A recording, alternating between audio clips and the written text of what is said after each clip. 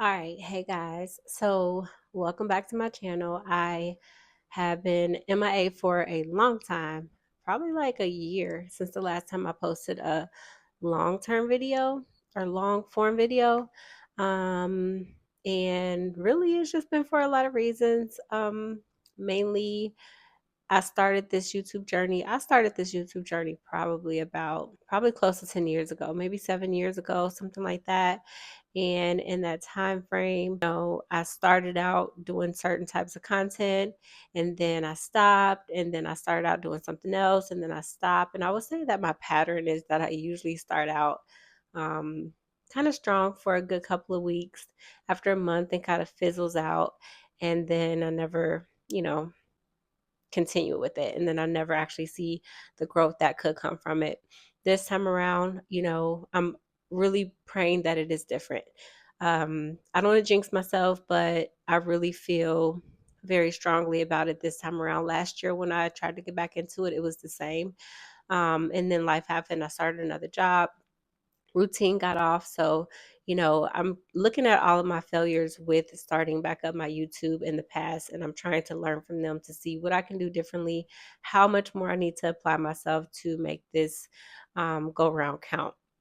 The reason that I am not giving up on this journey is for multiple reasons. The main reason is that, I want to try to start making a living off of YouTube. Like, the main reason is to build, at least enough subscribers that I am able to start making money, not only off YouTube, but from ads and from any sort of like online things like ebooks or just anything that will allow me to make a living for my kids where I'm able to not work a 9 to 5. That's really the biggest thing for me, which leads up to the topic of this video. In this video, I want to just give a little bit of background about who I am, what my life is like as me. And that way, you guys have a good background, I guess, of me as I continue to make videos. You know a little bit more about who I am, what my day to day is, things that I deal with. I think I'm crazy, the way I've been craving. If I put it quite plainly, just give me the baby. So I'm just going to start with the fact of, I'll just start with my age. Let's just start there. A lot of women don't like to tell their age. And I've never been one of those women that lie about their age. I'm not ashamed of my age, but I think for me, a lot of people don't expect that I am the age that I am. So, it's a whole conversation around, okay, if I say how old I am, then we have a whole nother conversation. How, why, when, where, what, you know. So for me, I have no shame at my age. I will say that I do struggle with growing older. It's not something that I'm dealing with very well because I still feel very young, aside from the fact that I like to take several naps a day, but I still feel very young. So for me, it's really hard to kind of grasp the fact that I'm not 22, even though I feel 22 still. Anyways, but I'm 42. That's how old I am. I'm 42 years old. And at the age of 42, I have 4 kids. My oldest is 21. I have a 21-year-old girl. I have a 18-year-old girl. I have a 17-year-old boy. And I have a 14-year-old little girl. And birthday season is right around the corner. And I'm saying birthday season because all of their birthdays fall in the cluster of months following summer, and I think the last one is in November. So all of them will be a year older here within the next 4 to 5 months or so.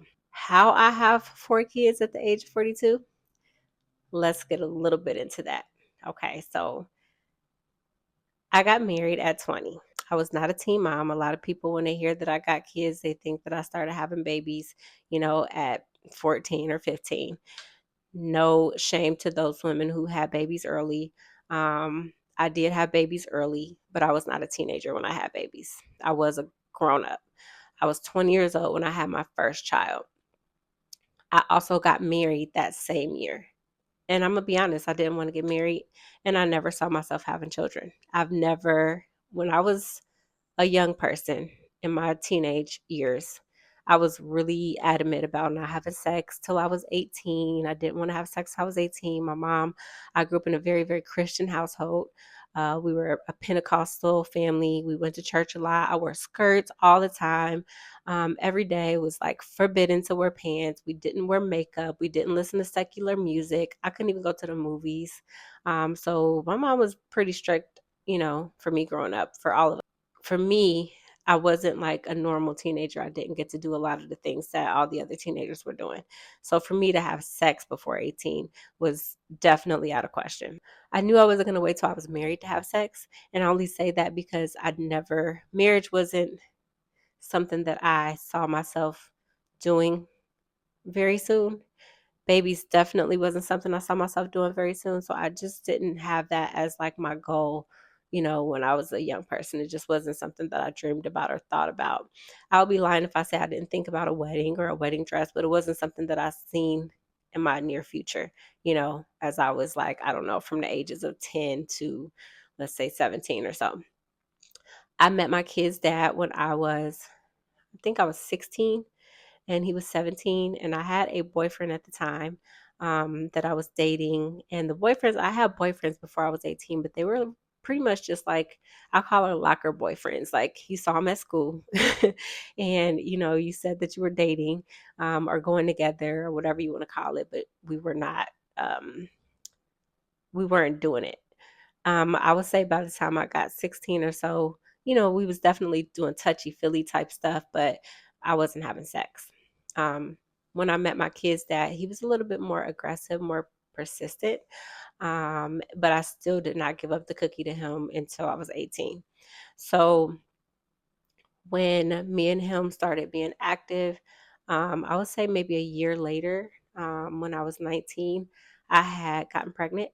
And I was a good 2 months in, and I had no idea. When I found out I was pregnant, I found out because I pretty much fainted at work and got rushed to the hospital just to find out that I was pregnant.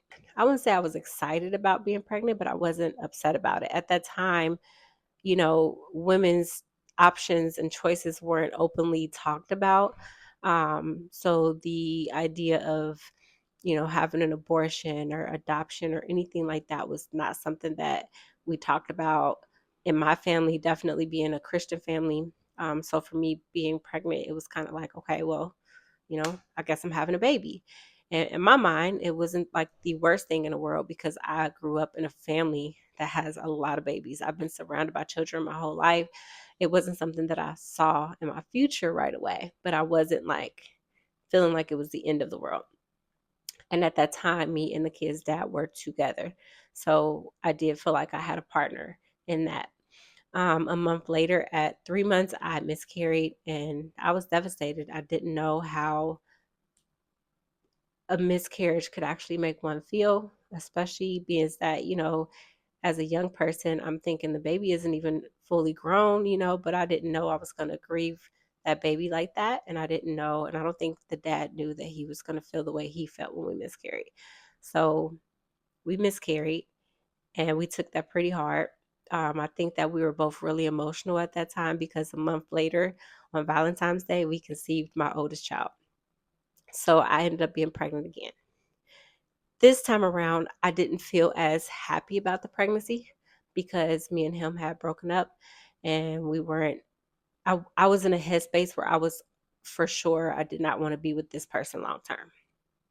So when I found out I was pregnant, I knew this time that I was expected it. I didn't even need a pregnancy test because I just felt it in my body that I was carrying a little one. So I just kind of started to look for things like my breast started to get bigger, my appetite started to grow, my stomach started to grow. So I just knew I was pregnant with Journey when I got pregnant, from the moment that I conceived. Um, and in that situation, I knew I was going to be a single mom. And so I was already kind of preparing myself for that. Like I said, it was kind of a hard pill to swallow the second time around because I actually had plans. I wanted to be a model, I wanted to be an actress, and I, at the time, had agents that wanted me to be in a few commercials and they wanted and they were telling me that I was going to be good at it. They said that I would be like really good at starting out as, a commercial actor, and that they would for sure be able to start putting me in movies with small roles, and I could build up from there because they thought that I had a talent at acting. So for me, I had just signed to a modeling agency, and I kind of had plans for myself. So getting pregnant just kind of ruined that at that time. So I kind of went into a deep hole where I just kind of isolated myself at that time. And so I wasn't seeing my kid's dad anymore. He was around, but I wasn't seeing him. And what ended up happening is my mom, I was living with my mom at the time. My mom, being the Christian lady that she is, she's like, you are not going to carry this baby out of wedlock. So for me, I knew what that meant, but I still wasn't like processing that she was serious about me getting married. And it takes two to want to get married, but I didn't want to be married. I didn't even entertain the idea if he wanted to be married or not. I didn't want to be married, and I knew that that wasn't going to happen because we weren't even together. At that time, he was living in a different city, which was only an hour away from where we lived, but I wasn't seeing him actively. He wasn't seeing me, even though I was having his baby.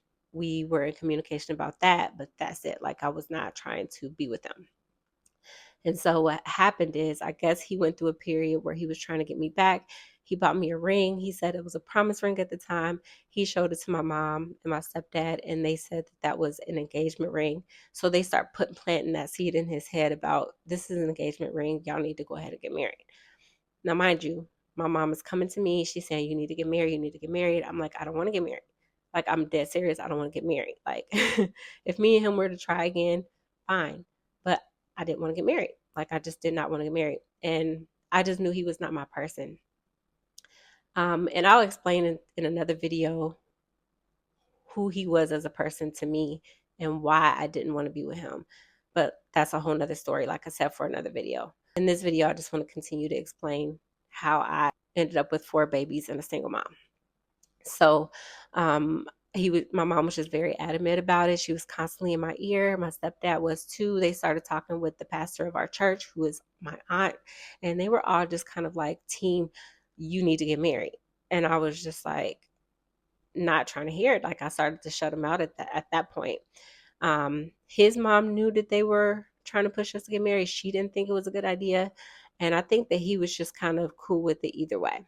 What ended up happening was, I was in my room one day. I was probably about 4 or 5 months pregnant. I was in my room watching TV. My mom comes in with a box of invitations with an already printed date.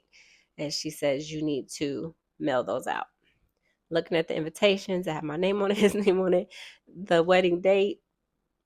And that's when I knew, number one, my mom was crazy. Like, like, let's be real. Number two, she was not playing. And number three, I had to get married.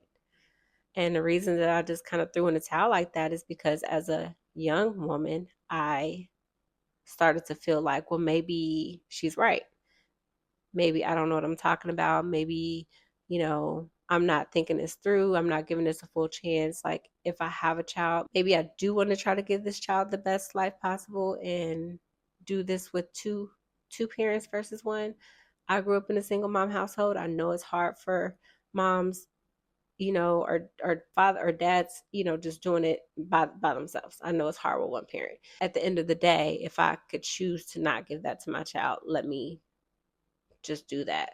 So I kind of threw in the towel. And at that point, I just kind of started to plan the wedding.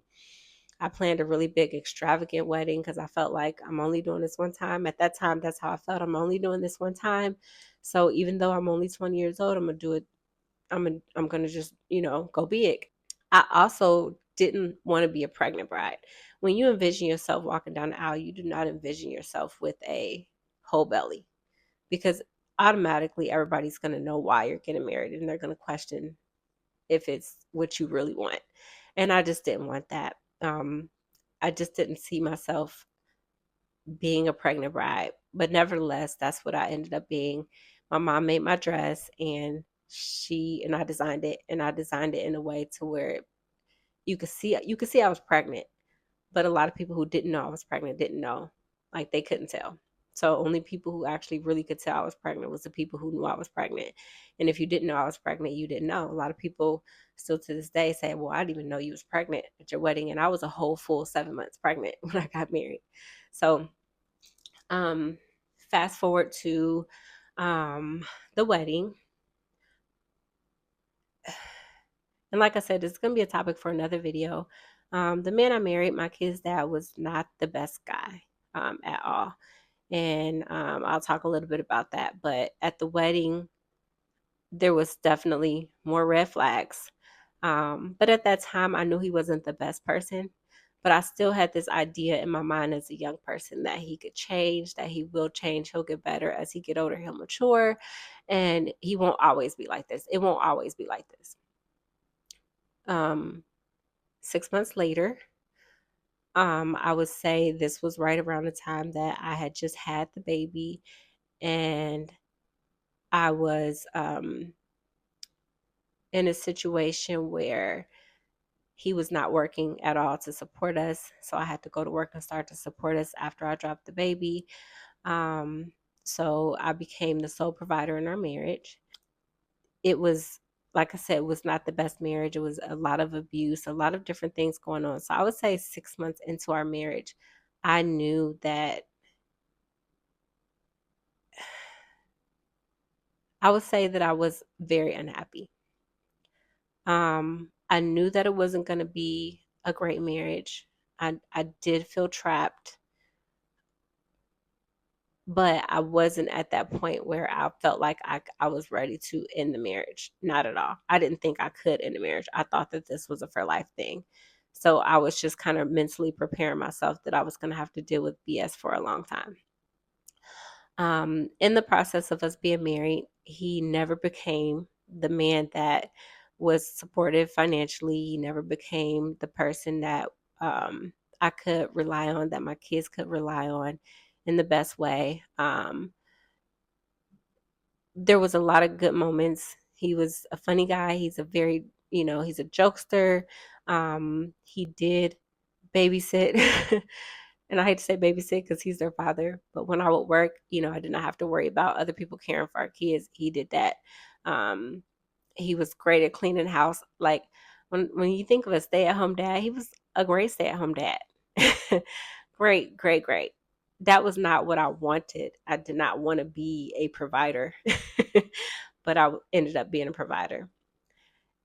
At some point, I would say maybe when my oldest was about 2, I went through a depression, and I decided that I wanted to go back to church. So I started going back to church. I became a very avid church goer where I was just in church a lot. I mean, I was in the choir, I was on the usher board, I was back wearing skirts. I was really back into church, and I started going to church because I was really sad at home, and I really needed that connection with God to just kind of help me through that time in my life. And when I started going back to church, he became very jealous of me being away from home. He was already an insecure guy, but he was very jealous of me being away from home. He didn't like that he wasn't participating in that world, but he didn't want to join either. So going to church caused a lot of problems for us. For those who are Christians or grew up in church, know that scripture, be fruitful, multiply. So at the time I'm married to this man for 10 years.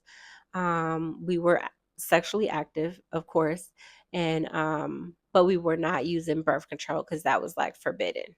Now we did use condoms, and that sounds kind of crazy for a married couple to use condoms, but we were, because I really just didn't want to just be barefoot and pregnant, especially because I was providing at the time. So I just didn't want to be, pregnant all the time. But the times that we did not use condoms, I ended up pregnant. There was a few times, and I literally can just about remember every single time I conceived. And it was usually after a big fight. Both of us are emotional, or after something like some sort of episode happened. Maybe he cheated, something like that, where we were both once again emotional, and we were not careful with not getting pregnant. And so every time I got pregnant, I remember getting pregnant. And so that's where my 4 babies came from. My very last baby came from the fact that at that point, before I got pregnant with her, well, right around the time I got pregnant with her, that week I had found out that he was having an affair, like a 2-year affair. And at that point, I knew I was leaving. So I started to prepare myself and to make a plan to leave. And going through that process, I would say within that month, I found out I was pregnant with her. And so that caused me to stick around for another 2 years. So just as a whole, we were married for 10 years. Got married at 20. I filed for a divorce at 30. That's when I left him. Never went back. In the process of us going through the divorce and going through our new normal, he became very, very bitter. He was already an abusive person, like very abusive emotionally, physically, verbally. And after I left him, that just turned up like all the way.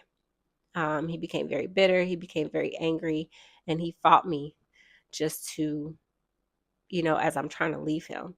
So I did go through a lot of stuff, protection orders, just different things that I had to go through in my path to leaving him. And like I said, these are other videos that we'll continue to talk about on these topics. But as I was trying to just kind of get out of it, he at that time was so upset with me not being with him that he just didn't want to participate in the kids' lives at all. And then when he did, he was using it as a way to get back into my life, to get back closer to me. So after getting the last protection order, it was for 5 years. And that was the time period that we both needed to, for me to find my new normal and for him to learn how to live life without me in it or his kids in it, because the kids was also on the protection order. So, when I see a lot of this stuff going on, like right now with Hallie and DDG and things like that, like I see it from her side very strongly, because I just remember going through stuff like that with my kids, that sometimes men can just become so angry at the idea that they're not with you anymore. And they kind of bring you through hell in the process of the breakup and even after. And it makes you crazy. Definitely, for sure. So ever since, from the time I was 30 up until now, which I'm 42, I've been raising these kids solely on my own, without help from their dad. I do receive some child support. It is very little. Um, I've received the amount of child support that one person might receive from one child. Um, and it's just very, very little. Under $400 a month. I'll just put that out there. And that's what I've been receiving for them since he started, doing the child support thing, which was about 5 years ago, 7 years ago, something like that. I want to say maybe 7 years ago is when I started getting it. So that's the only help I get. So I have been raising my kids on my own. When we split up, I think my oldest was 10. My second oldest was about 7. My son was 5 or 6, and my little girl was about 2. Raising them by myself, for the first part of it, it wasn't so bad because I lived in a community that had provided so many resources. Like, I had a YMCA right across the street. Their school was next to the YMCA. Everything was walking distance. They can get around without me, and I didn't have to worry about, picking them up and things like that. I also lived in a community where everybody kind of looked out for each other.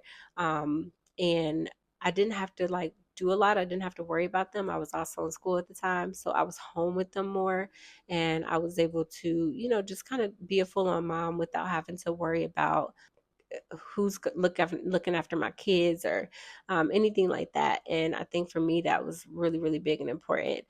We lived in a really nice townhome. I was receiving government assistance with my rent, so I didn't have to worry about that. It was just easy at that time when me and him first split up. I would say it started to get harder maybe about 5 years after that, when I no longer was receiving government assistance for my rent and I was no longer in school and I really just kind of had to just work to make a living. That's when it became very hard. And that's kind of the process that I'm still going through now. I have to work. I have to work full time. I have to work all the time to support us.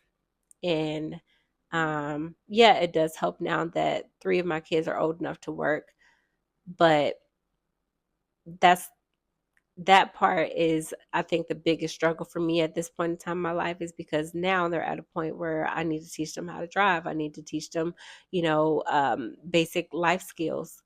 And I am not available to do that because it's just one of me. So that goes into, the topic of how, as a single mom, are you able to do what it takes a village to do? Like you hear that saying a lot. It takes a village to raise a child. It takes a village to raise a child. It takes a village to raise 4 children, like multiple villages. I feel like you really start to think about things like in other countries, how they do it, how everybody participates, the aunts, the uncles, the mom, I mean the father, the both families, like everybody participates in raising a child. But here in America, it is frowned upon if you ask for help to raise a child, to help raise your child in any sort of way or form. Like it's definitely frowned upon. So, for me, like going through this process and this journey of being a mom and raising my children on my own, it's kind of like what you hear the teachers say. Like teachers we know don't get paid a lot of money, but you hear them say like, it's so rewarding though. It's so rewarding, but it is, to me, it's harder, because I'm now managing not only my adult life, but I have to manage 4 teenagers' lives as well. And they still actively need me. I just want to kind of give you all some background and go into, who I am and what I got going on, how I came to this point in my life. And I'll continue to talk more about this. This was just kind of just a summary of the last 20 years of my life and how I came to be who I am. And as you guys continue to see more videos from me, I'll go a little bit more into depth as to, some of the decisions that I've had to make, why I had to make those decisions, getting to know my kids, just everything leading up till now. So hopefully you guys want to hear more from me and you subscribe to my channel. I got so much to talk about and so much to share with you guys. And my goal in this is just for other people, whether you're a man or a woman, to identify with the things that I've gone through. And hopefully I can, be of some support or give out some advice or some sort of help to you as you go through your journey. I've learned so much going through the things that I've gone through, and I just want to share. Anyways, thank you guys so much for watching, and I will see you in my next video.